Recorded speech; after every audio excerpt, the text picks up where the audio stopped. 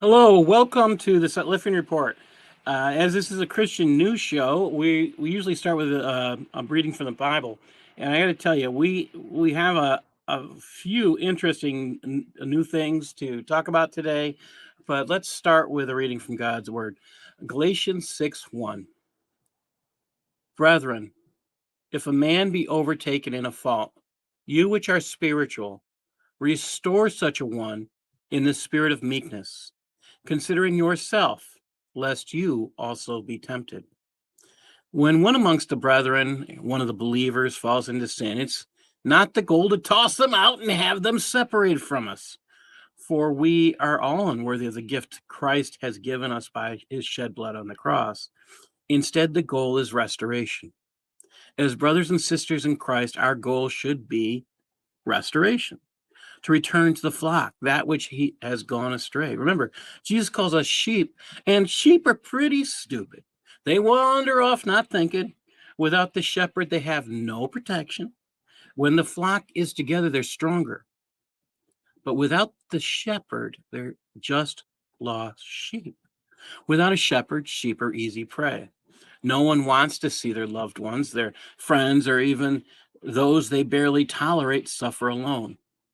Bringing the wayward sheep back into the fold is of great importance. It's of such importance that Christ speaks of the good shepherd leaving the 99 to get that one wayward stray sheep to restore him or her. Restoration, however, is a process. It takes those which are mature in Christ to take action to restore someone. We are not to do this with judgmental mindsets. We're to do this with an attitude of kindness and gentleness. Again, it's a process, it's not something immediate. Restoration also requires caution. There are pitfalls when we go to restore someone that we have to be careful of. Um, it may be difficult for another believer who has come from that same area of sin to take part in the restoration process. Knowing this is also good to restore someone, but that the person should be sincere, and the persons who are going to be helping in the restoration process should be mature Christians that can stand. Again, this should be done to protect those that are weaker as well in the flock. Think about this. Restoration is a process. It's one of the goals that Jesus set for us as an example, and Paul is talking about that. And it's something just incredible. Okay, dear Lord Jesus, your love is boundless. You first loved us. You still love us, knowing that we do not comprehend how important or how vast that grasp of your love is. It's amazing that you reach out and you grab our hands and you don't want to let go. What kind of love that you have? It's beyond it's beyond our vast any kind of understanding we have. We hope someday to be able to love like you, Lord. Just keep working on us, changing us from within, Lord, so that we can be the peace and people that you want us to be. In your name, Amen. Wow. And is okay. We have a big story. I'm kind of waiting for Red to pop back in, and I will leave that to him. Um, and I've just met with a friend this week. So when Rad pops in, I'll switch over to that. Um, my friend Larry DeMayo, who works with the New York Citizen Audit, was here, and he shared a speech that he gave, and I just want to share. Oh, there we go. And let me just get him in here. So, Red, can you share the new news this week?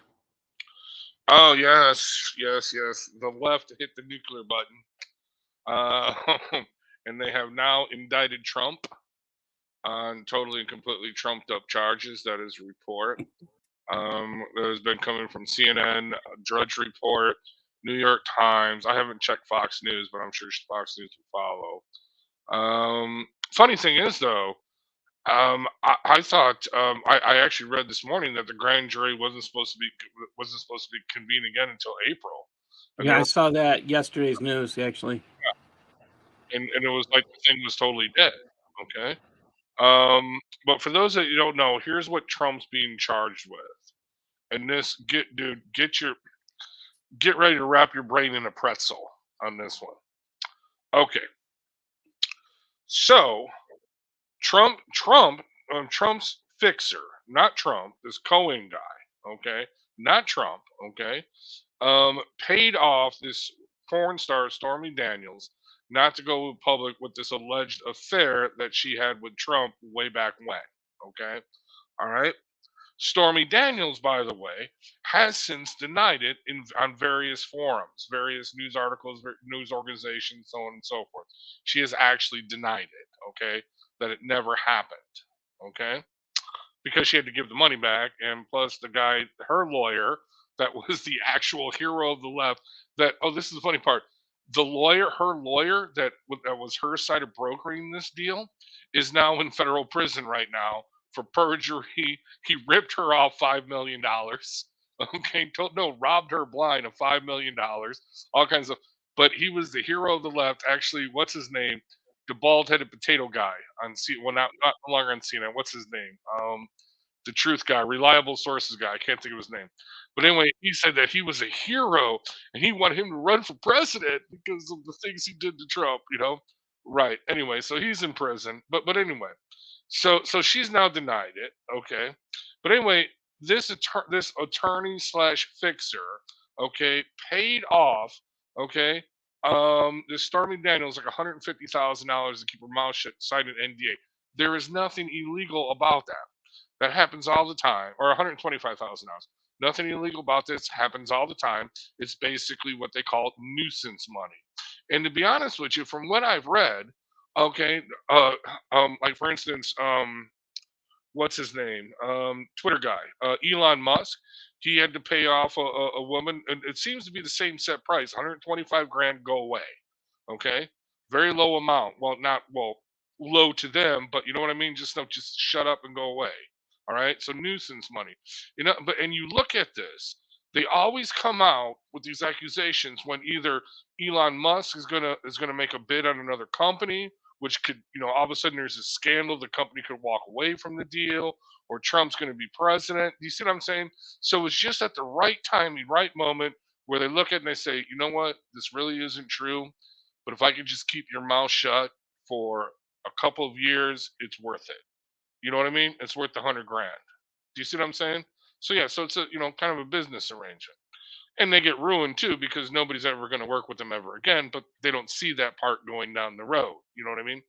But anyway, so this attorney slash fixer pays off this woman without Trump's knowledge. He has actually testified on a grand jury. Actually, his own attorney, okay, during this time when he was indicted. Oh, by the way, the attorney is indicted on lying to the FBI, perjury, as well as various other things. So yeah, he's a real reliable witness. But he actually testified, and his own attorney, which he waived client privilege of, testified before the grand jury that this man said over and over again that Trump knew nothing about this when he did this. Okay?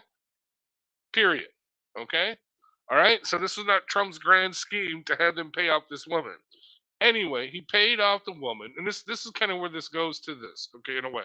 So he pays off this woman, and then Trump, after the election, okay, um, pays back Cohen for the money that he fronted out, for the money that he paid this woman off, plus an extra 50 grand.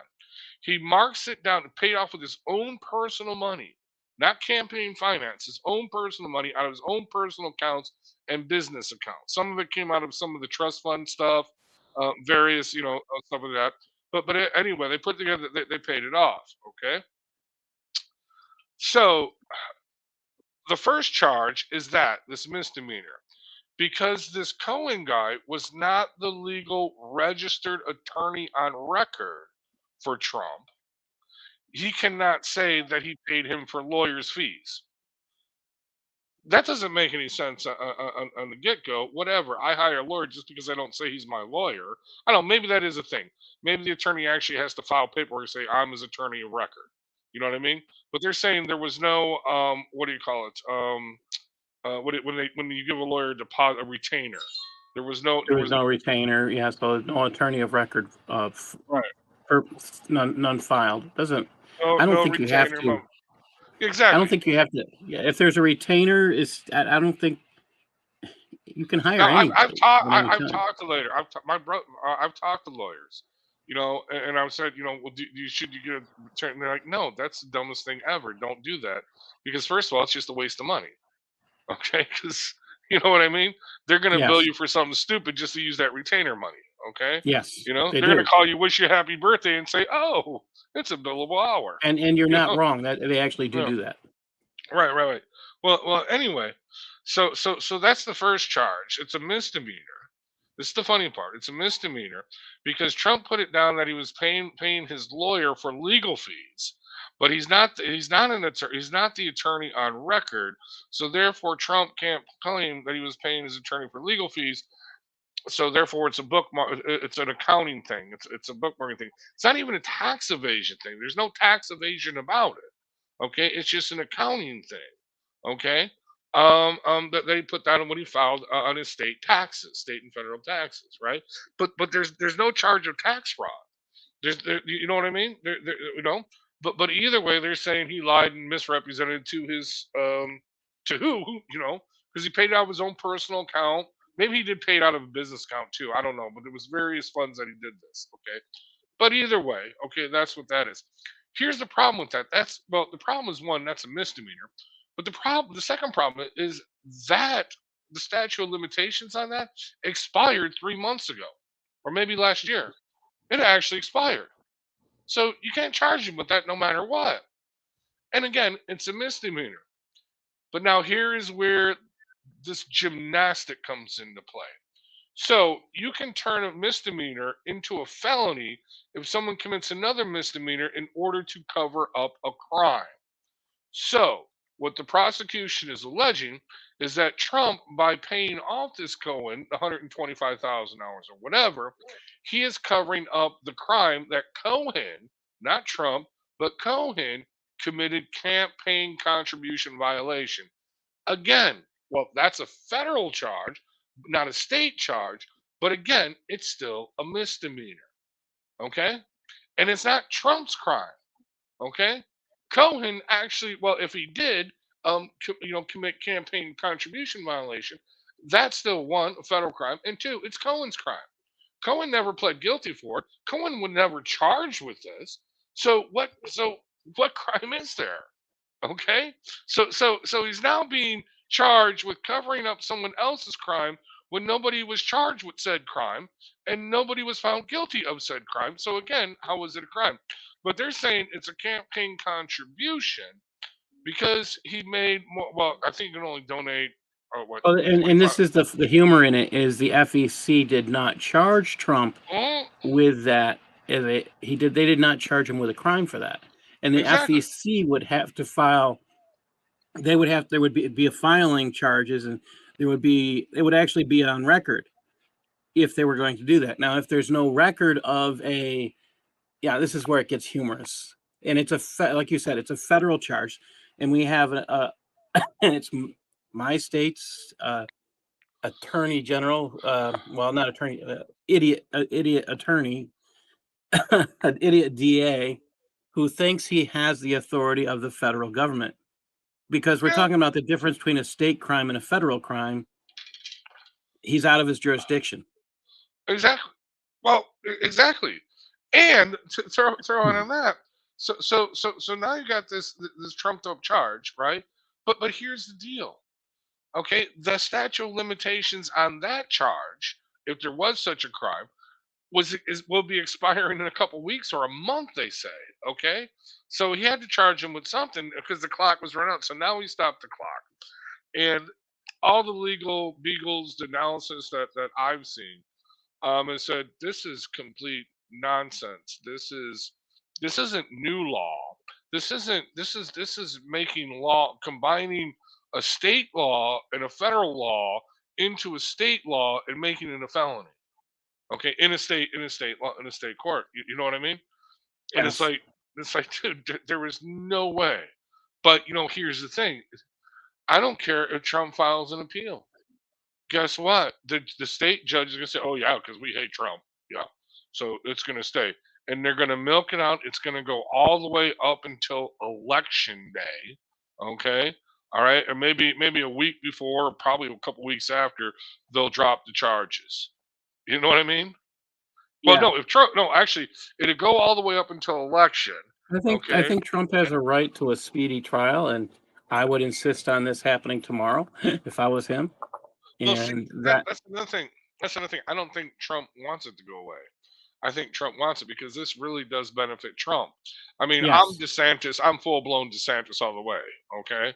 But I'm telling you this right now, this makes me triggered and says, you know what? I should vote for Trump just out of spite of it now. You know what I mean?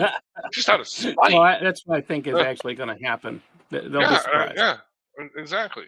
So I think Trump really wants it. That's why Trump was kind of egging him on. You know what I mean? Yeah. I think Oh, Trump yeah. played him. You know, Trump totally played him. Well, he usually is like 4 or 5 steps ahead. So, Yeah, I mean, right. you think about it. He was talking about 2 weeks ago. He was talking about he's going to be indicted. I think he egged him on.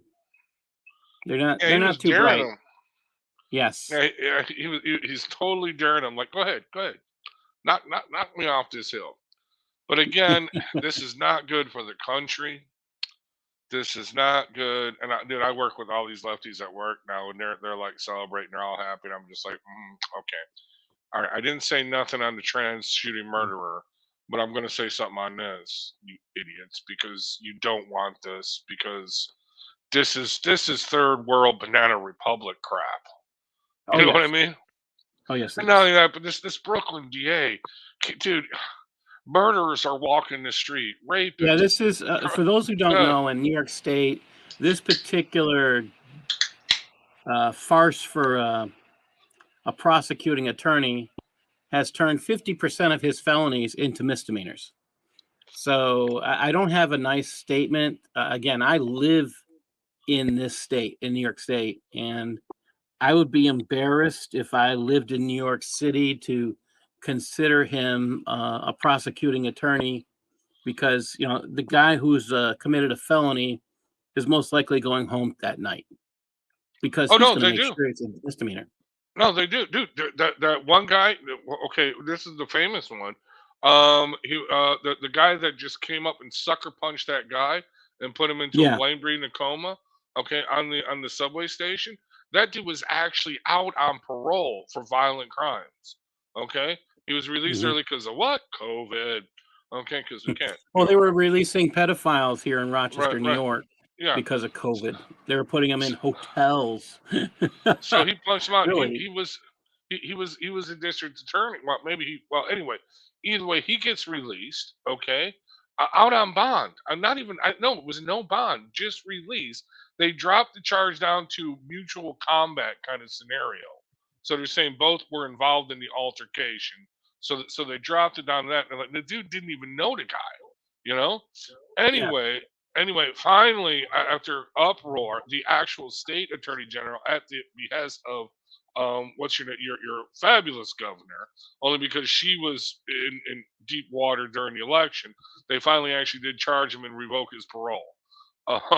But that was completely ridiculous. And then there's the other case where the store owner, or not store owner, but the store clerk, the bodega worker. You remember that one?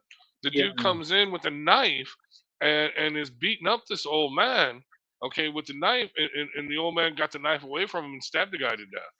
And they charged the bodega worker. They charged him with murder Yeah. for defending I himself remember against that. the robbery. Yeah. It's yeah, you're not allowed to defend yourself. And I live in this state. I know the Well, game playing that goes on, and that it's crap's worse in New coming to York City. We Illinois. considered, there's an actual movement in New York State, if people don't know about it, that to separate New York City as its own separate state.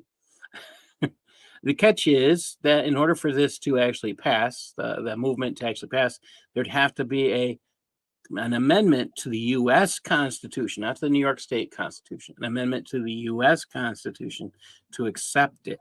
And that's where it's likely never going to pass, unfortunately. So, as much as we would like to have them be their own little country and stop sucking us dry from the rest of the state, because the rest of the state is pretty red, except for urban areas. And even that's not as blue as New York City. Right, right, right. So that brings up the next topic, which is how blue really is New York State. I've been working. I have a friend that took part in something called the New York's. He works for the New York Citizens Audit, and I just want to bring some of the findings they've had so far. And they've presented their reports to New York State. They presented at different places, but let me read you some of the findings. 2,427,827 New York State voter ID numbers are attached to 1,170,790 registrants. Now think about that. I talked about 2.4 million voter ID numbers attached to 1.2 million people. Really? So everybody has they have 2 or 3. Are they allowed to vote 3 or 4 times? According to this, Well, yeah, it's a Democrat that's word. New York State. Let me get better. There's like 6 points here. 987,490 voters registered on January 1st from 1900 to 2021. 1900. Okay, so why do we have a total of? I mean, again, we're getting into these. If that's how many people registered, why do we have all these extra? Well, okay, so the Democrat policy, this is actually the Chicago model. It's actually Yes, respected it here. It's actually vote early, vote often, let your dead relatives vote that's twice. what it sounds Okay. like. Yeah. But no, seriously, this is what I am saying honestly and openly. If you get a mail-in ballot mailed to your house by mistake, think what would a Democrat do with this ballot? That's all I'm saying. I'm not Yeah. saying for you to commit voter fraud, but I'm saying Well, what would a this Democrat actually do? gets into that. So we got Uh, 1.9 million registrations in the state voter rolls are missing from the county rolls. Now that's where it gets interesting. How did they get 1.9 million? I mean, you register by county in New York State. You go to your county and you register. You don't go to your state and register. How do they get 1.9 million more voters than the counties actually register? All right, that's a serious problem. 625,359 more registrants than voting age citizens in 6 counties. 740,396 ineligible voters statewide. Ineligible voters. They've figured out. They've filled out the forms, but that's how many of those forms are ineligible. 338,356 more more votes cast than voters who voted in 2020. So listen, they had. I mean, you think about that number: 338,000 and almost 300. Let's say 338,000. Think about that. Just that number. More votes than there were voters. 195,271 votes cast in New York City went missing in the New York State voter database. no. Okay, here's Or another one. Over 1 million felony violations in New York State election law. So they're logging all of these election violations and they're reporting them to be with the hope they'll be prosecuted. 95. The last time I looked, it was 10,000, and I didn't know the number went up to 1 million. 95 state federal legislative races impacted by 740,396 ineligible voters. And here's this last one. The New York State Board of Education, whether by dereliction of duty, Board of Elections, whether by dereliction of duty or deliberate malfeasance, is unquestionably responsible for affecting election outcomes in New York. A full end-to-end audit by professionals and possibly law enforcement is warranted. That's their conclusions. And I'm just going to recommend people go to it's auditnewyork.com and see what the work is being done here. There's going to be an event April 15th, 2023, if you happen to be in New York State, in Rochester, New York, the Italian American Community Center, April 15th at 10 a.m. And tell you, that's something you'll want to come to. We have somebody speaking there from the New York Citizen Audit. I'm recommending it highly. Again, these people do a lot of work. I've sat down, talked with at least three of them, and the work is shocking. It is shocking. So I want to get into what I put together for this week, and just get the share button here. And this should surprise some people. While we're talking about politics a lot today, what I want to share with you is misinformation that's out there. And we'll see how people's reading of this is. This week, and it doesn't look like it's very big, so I'm just going to push us. Let me see if I can do that. Is that better? All right. So let me read this to you. And this is a guy who is on LinkedIn, and he is, I mean, I sent him a copy of my book. I wasn't sure exactly where he was standing because of his title. He says, I mean, his name is there. He says he's executive director of Islamic theology at Counterterrorism. Okay. And, I'm so he posted this up after sending me after I sent him my book. And I'm kind of surprised that he did this. Muslims living in Western society. Western laws include many laws that concur with Sharia, Islamic law, such as respecting human life, regardless of religion, sex, race, or color. Really? We'll get to that. Next one.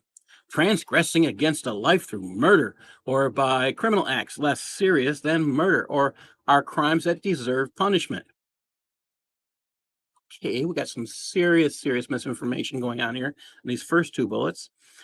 How about this one? A father's obligation to give financial support to his children, which is paid to the mother who is taking care of them. Well, there's a problem here. See, he's not telling people that usually the father gets the children under Sharia law. The mother doesn't usually have the children. Okay. That's just, she gets nothing. All right. The prohibition of abominable actions and using drugs include khat, which is currently allowed in some Muslim countries.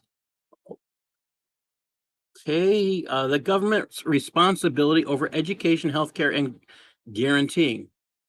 Think about that last word, guaranteeing, and I didn't even address that.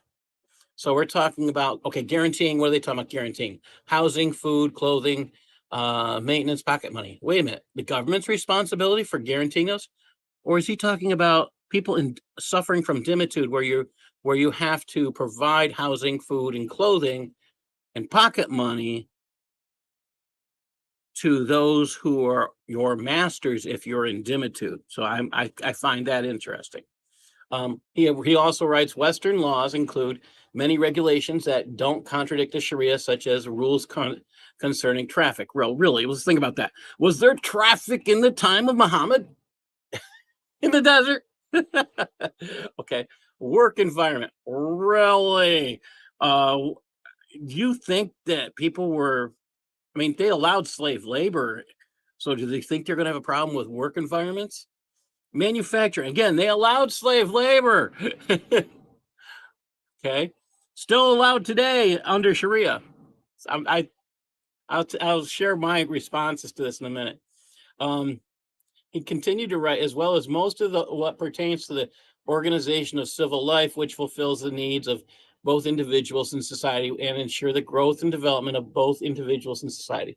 Now, here's another. Pay attention to this last part. These next two parts here. He says, therefore, there is no need to call those countries Dar al Kufar, the land, the law of the infidels. Wait a minute. No, that's not what they call us. They call us Dar al Harb. It's not Dar al Kufar. Why did he not tell people that? Well, we're going to get into that. These are the lands of the people of book whom we have pact of peace according to Islam.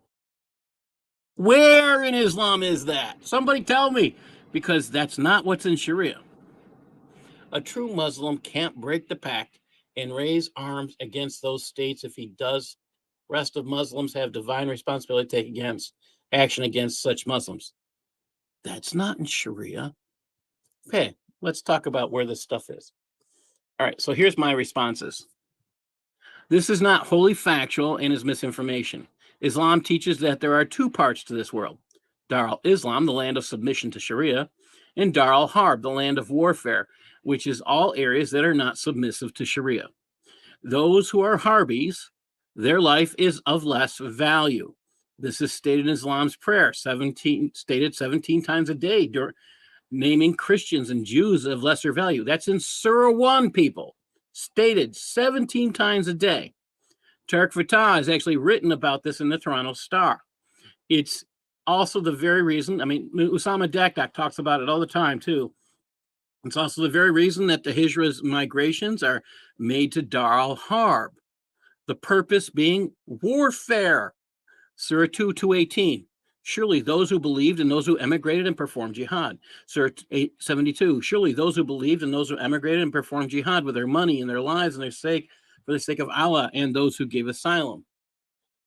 Okay. Surah 8:74. And those who believed and emigrated and performed jihad for the sake of Allah, and those who gave asylum and gave you victory. Those are the true believers. They will, again, I'm going to read 875. And those who believed afterwards and emigrated and performed jihad with you, and so those are of you. Wow. Does it sound peaceful yet? Okay, note that Noor states that traffic and manufacturing as areas where there's no conflicts. There's no traffic or manufacturing outside of the home environment in the desert in the time of Muhammad. Unless you count, okay, you've got too many soldiers going your way. Really, you're going to sit there and argue? Okay, if they're going to argue, what are they going to do? They're going to go to war and fight each other. Yeah. To state there is no need to call those countries Dar al-Kufar is a misdirection. Note the difference in the word choice between Dar al-Harb and Kufar. I already said what Dar al-Harb means. And think about that. I recommended everyone purchase Reliance of the Traveler and read the Quran to discover the facts. Here's my last piece on this. What should be asked is what does Islam demand of those who refuse to submit? Islam means submission to Sharia. They have laws that are in effect today that permit slavery and various other crimes. Sadly, one of the requirements in Sharia is the impermissibility of critical thinking. Applying such skills makes likely to makes it likely to become an apostate. If you apply critical thinking, like we're doing on this show every week, and you wait a minute, if you apply those critical thinking skills, you are an apostate if you were Muslim. Oh. Yeah. Think about it. All right, so let's get into this. We're into B7.0. And this is going to be brief because I've been very busy this week, and still dealing with a knee issue. So this is something that I do not like. And I'm just going to reduce this so we can see everybody here. All right. Yeah, I just got to find my mouse here. Okay. Scholarly consensus is the agreement of the mujtahids of the Muslims existing at one particular period after the Prophet's death about a particular ruling regarding a matter or event. It may be gathered from this that the integral elements of scholarly consensus are four, and we're going to get into those. I want you to think about this problem here. Scholarly consensus is the agreement of all the mujtahids. Now, we have said before that these are the persons who work hard to study Islam, okay? If that's true, and now getting this one part, these people can only be from a certain period after the Prophet's death. So are we talking 20 years, 40 years, 100 years, 1,000 years? Why won't they tell us the time period? Because it's not today we're talking about. See, they have a definite time period. Why are they hiding that? So you cannot change Sharia. Understand that. Because they are saying it's already received scholarly consensus. That's why it's Sharia. So you can't change Sharia. It's enshrined, okay? So let's look at this. The four pieces that they're saying, the integral elements. That a number of mujtahids exist at a particular time. Okay.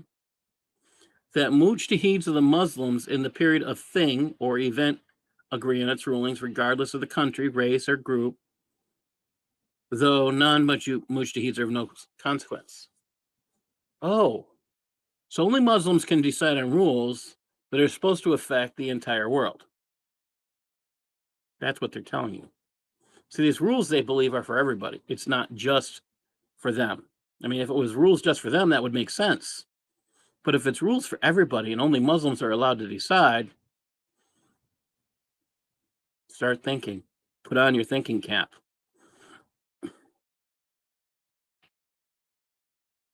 Yeah, this is just crazy stuff. Each mujtahid presents his opinion about the matter in an explicit manner, whether verbally or by giving formal legal opinion on it, or practically by giving a legal decision in a court case concerning it. That all mujtahids agree on the reading, for a majority of them agree. Consensus is not affected, no matter how few those who can contradict it, or know how those who concur. Start thinking about this.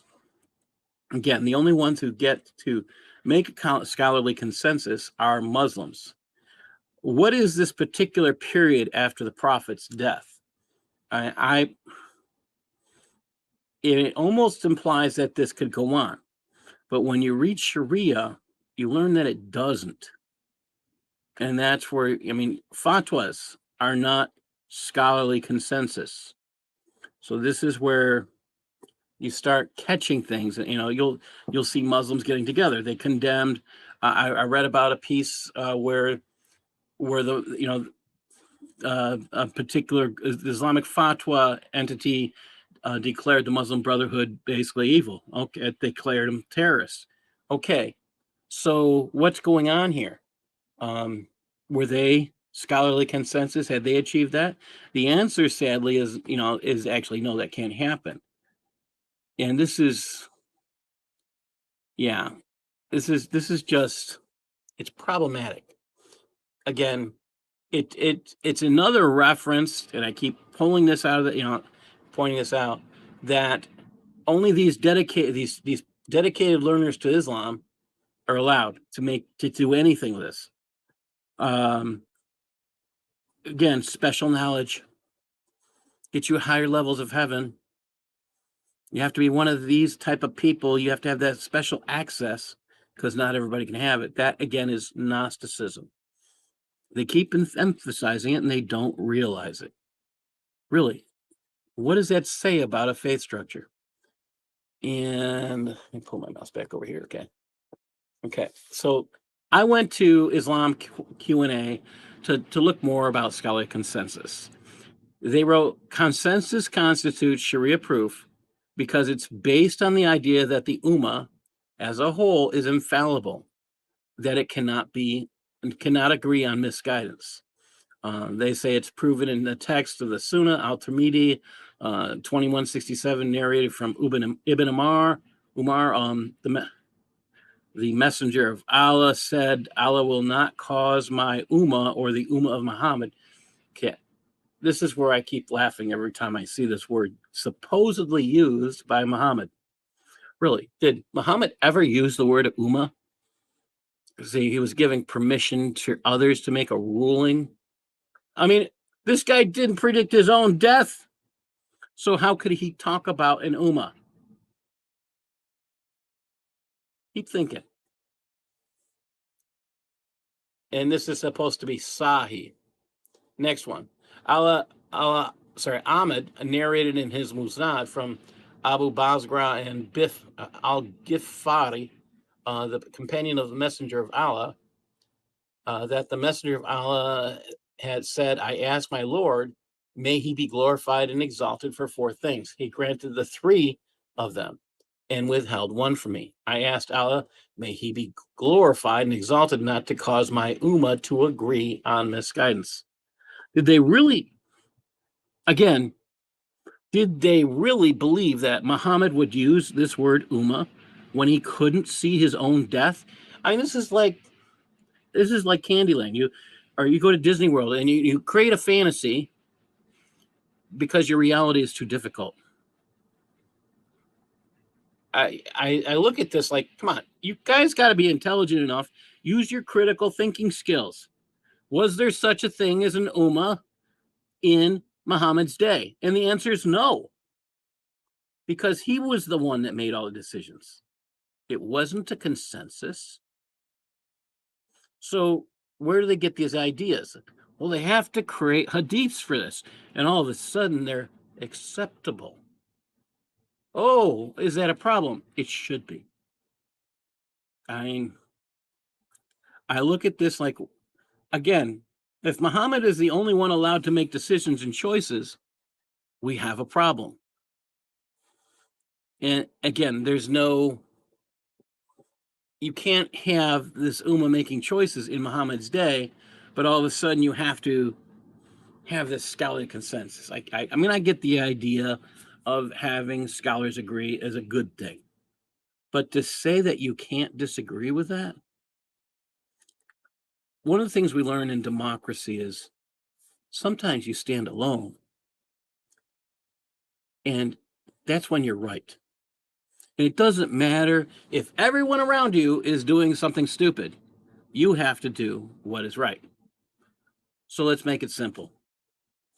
In the 1970s, in 60s, there was something known as the free sex movement. You could go out and have as much sex as you want.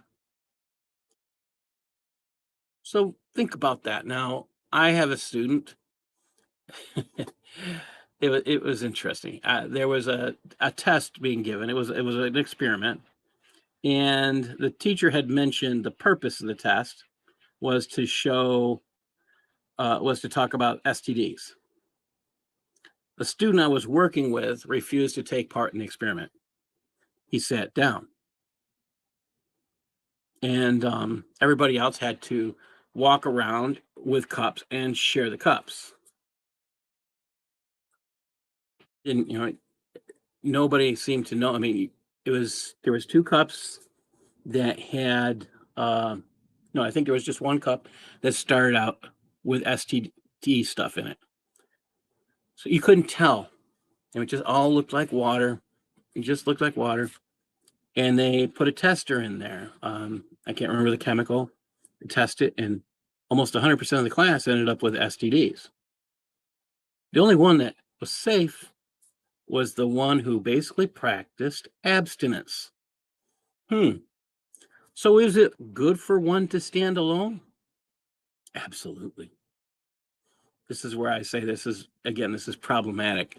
Allah would end up with STDs if because he's into that mindset. Got to have sex with this. Got to have sex with that. He's got to give permission for Muhammad to have sex all these times. He's the only God I know that gives. He's really into somebody's sex life, and it's in Sharia. Ugh. And we're going to get into that, and it's going to be nasty, unfortunately. All right. Here's this last piece I'm going to cover on Sharia. When the four necessary integrals of consensus exist, the ruling agreed upon is an authoritative part of sacred law that is obligatory to obey. So here's what I'm telling you. Sharia is sacred law. Okay? It is Islamic law. They are telling us no Muslims can disobey these rules. These are absolute. Now, think about that. If scholarly consensus cannot be changed, and it can't be disobeyed, all Muslims must follow Sharia. We should think about that one. You get people who will claim, like Zuhdi Jasser, that you can modernize Islam. Got Irshad Manji, You can be gay and be Muslim. Really? What's the penalty for being homosexual? Thrown off from a high building, or oh yeah, it's death. So wait a minute. Here it is. Scholarly consensus cannot be changed. It can't be disobeyed. So why do you try to change things? This is what it's in Shariah. It can't be changed. Keep thinking about this. This is the point I think I want to really put here for everybody. If Islam cannot be changed, here's the thing I'll put out. If Islam can't be changed, if it can't be modified, if it can't be, it can't grow up, so to speak, can't grow out of these problems, then is it better to leave it because it doesn't want you to do any critical thinking? Well, anybody who doesn't allow you to do critical thinking is telling you not to think for yourself, and it wants to do all your thinking for you. Isn't it better to leave that and go find something that allows you to think? I don't care what that is at this point, but you need to leave Islam if you want to use your brain. You make the choice. If you leave Islam, then there's this wonderful guy named Jesus I want to introduce you to. And I'll tell you, one of the best books you can read, probably the fastest book you could read would be Mark. But the one I recommend first is always Matthew. I recommend Matthew because it shows you prophecies, and you'll learn more. I love the book of Matthew, so I'm going to tell people you really want to read that book. If you've left Islam, pick up that book. Again, the Quran endorses the Bible. It never says it's corrupted. So go find out for yourself. What are they scared of? If you critically think, because Christianity and Judaism and all the other religions in the world teach you to do critical thinking. Yeah. All right. I think that is the end. I'm just going to double check. Yeah. And I did not have a lot tonight to prepare, but I did want to get over that. Did want to share what Larry shared and what Brad had to say.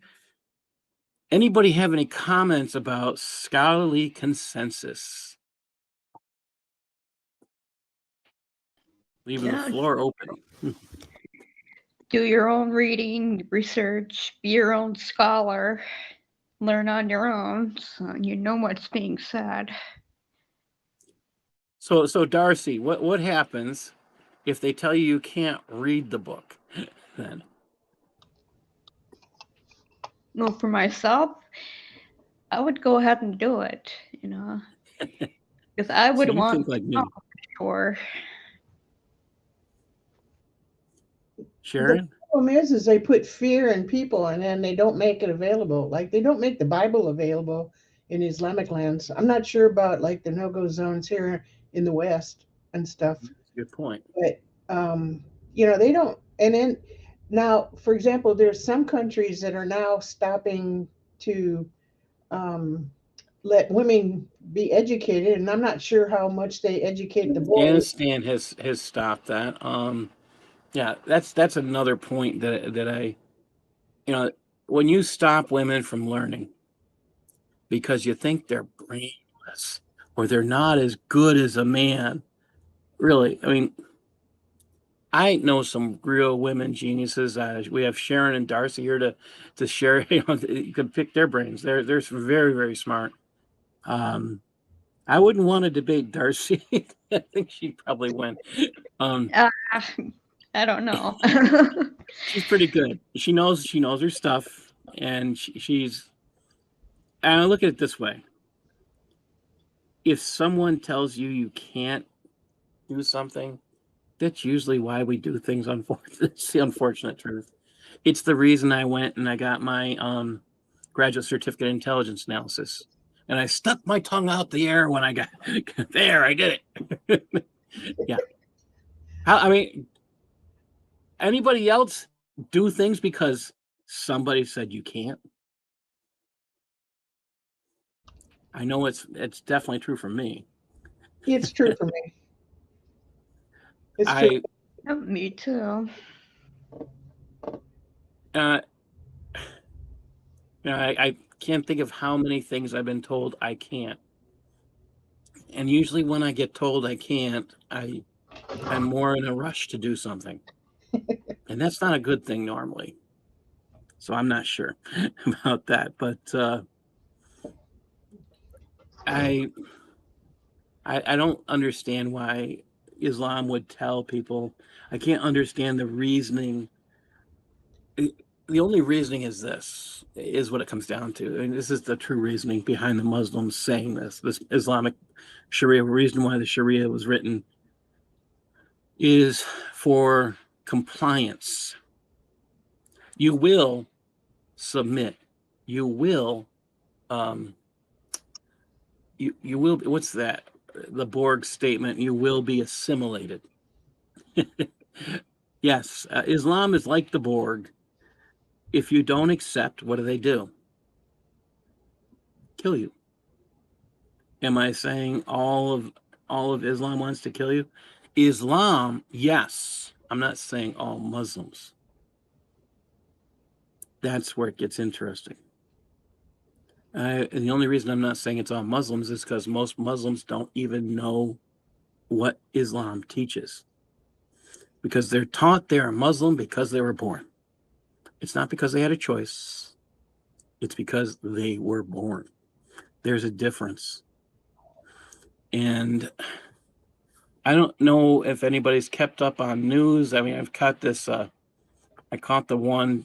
I was really surprised to hear him talk about Trump. I didn't expect Trump to be indicted because, like everybody else, I read the article saying they would not do anything until next week, which I should say shouldn't surprise me, but that's the way it is. And any last comments, everybody? Because I'm going to close this early because I've got other things I'm behind on. No, it's just, as I said, always do your own research. You can listen to us, like Paul says, but you need to do your own studying. That way you know for sure. Don't trust us. Exactly. Do not trust us. Go check it out for yourself. Darcy has a good point because usually I say, prove me wrong. And they can't. Well, it's just like the gentleman whose comments I was responding to. I was testy, and I sent him a copy of my book, and then he put something out like that, and I was just waiting for him to delete my responses. And I look at this is a guy who's saying he works in counterterrorism, and he's misinforming the public. This is something we should all be thinking about. Are people who are working in counterterrorism, are they out there for the purpose of us making your national security stronger, or are they there to misinform your national security experts? I think Obama planted a whole bunch of misinformers. He did. And Biden's just carrying it on. And unfortunately, Trump didn't clean. He didn't do any cleaning, or if he did, it was very little. He started to and didn't finish, and that's he talked to the right person to start, but he didn't finish. Oh, bummer. And I have a little bit of knowledge on that. And the sad thing is, I don't think he saw the priority in it. And I think he's paying the price even today for that. We're paying the price. We're paying the price. He is too. We're paying the price. He's the most persecuted man in the United States right now, is from what I think. Yeah. I think it's. I personally think it's funny. I think the truth is, I think he set them up to do this. Oh, that could be. You could be right. He usually when he sets people up, he's got something planned for down the road, your response. So that's the way he thinks and acts.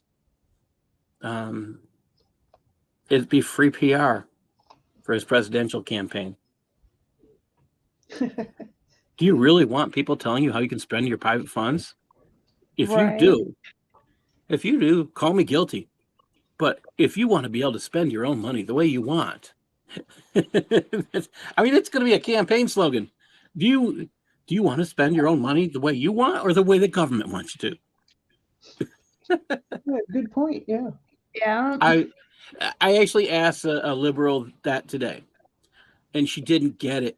I says, "Are you okay with, you earned the money you get from teaching? Do you have a problem with?